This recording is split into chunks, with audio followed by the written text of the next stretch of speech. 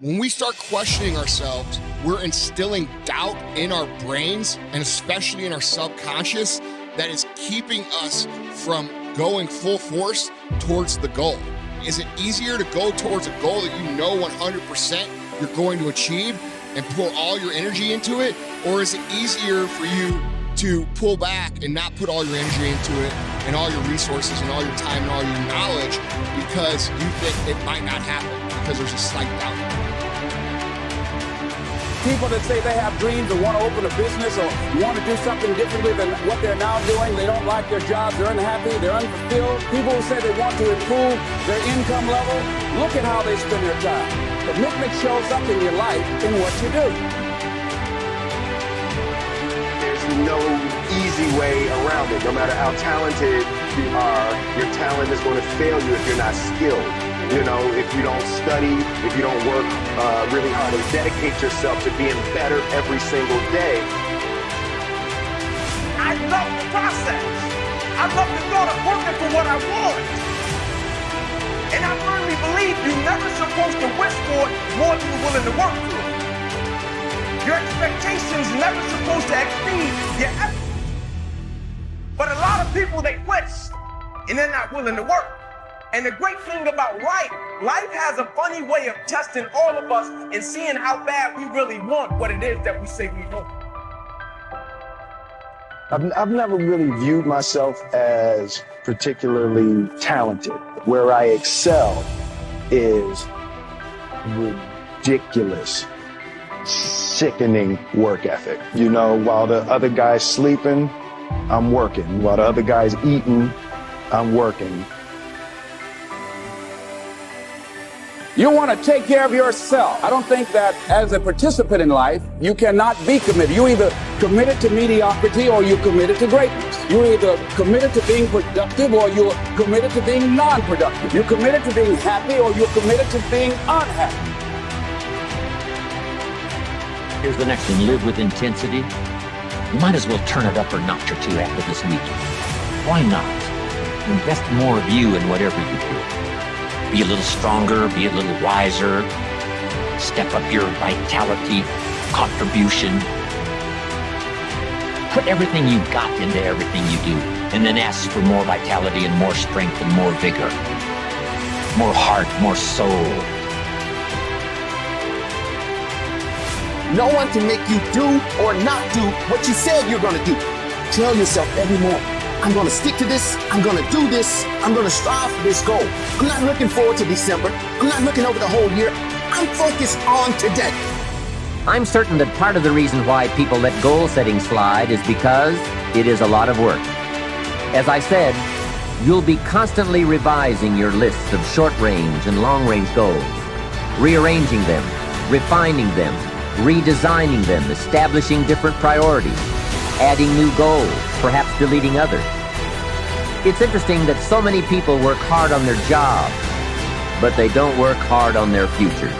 They let that slide. Some people live such mediocre lives that at the end of the day, they don't know whether they're winning or losing. They just go through life with their fingers crossed. I know most people don't make definite plans, but don't let that be you.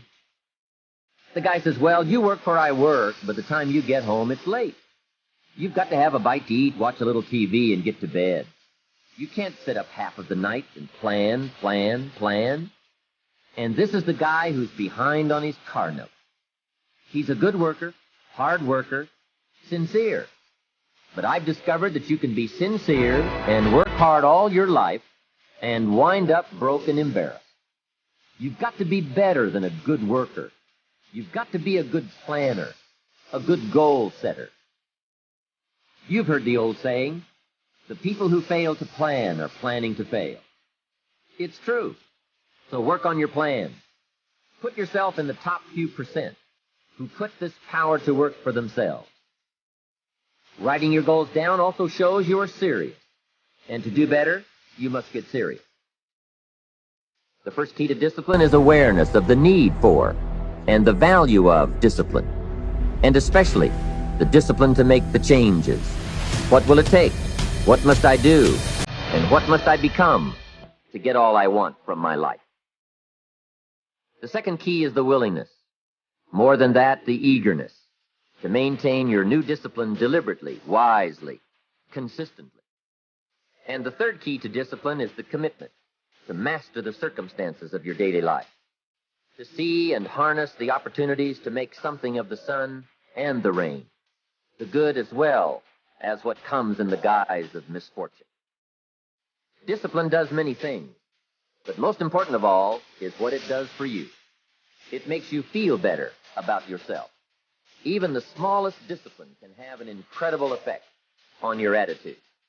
Everything around you is incredible if you're willing to look at it that way. Everything around you can be taken for granted if that's your perspective. But it really is about the frame that you choose to put around things.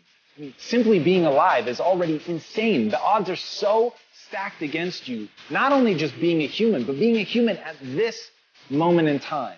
This moment in time where breakthroughs in technology are happening at an unprecedented rate, where breakthroughs in medical science are happening at an unprecedented rate, where our ability to connect with people, to empathize with people all the way around the globe, all of the changes that have happened in technology and telecom and connectivity, health, everything.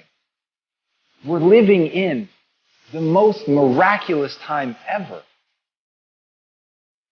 But you have to look at it that way. And as Joseph Campbell said, life is a wonderful, wonderful opera, except that it hurts. So the question is, do you see it as the beautiful opera? Or do you just pay attention to the pain? Here's the secret of making it a great year. Every day, serve someone. Every day. Every day add value to people. Every day serve one. Every day live the intentional life of doing for others, sometimes what they cannot do for themselves. And if you will put people first and add value to them and serve them, it becomes absolutely amazing what you and I are going to have and achieve, how we're going to help people, and in return how it comes back to us. Benjamin Franklin said this: "No one is useless in this world who lightens the burden of someone else." If you're helping someone else lift a load in your life, you become a very useful person. Mahatma Gandhi said that the best way to find yourself is to lose yourself in the service of others. But perhaps on this kind of a theme, my favorite quote is from Albert Schweitzer, who said, "I don't know what your destiny will be, but one thing I do know. The only ones among you who will be really happy are those who have sought and found how to serve." Well, he's right on. The happiest people are not always the most successful people, but they're the ones who serve the best. I've met a lot of unhappy, successful people, haven't you? But I've never met an unhappy person that gave their life of serving and giving and adding value to other people. Martin Luther King Jr. said, everybody can be great because everybody can serve.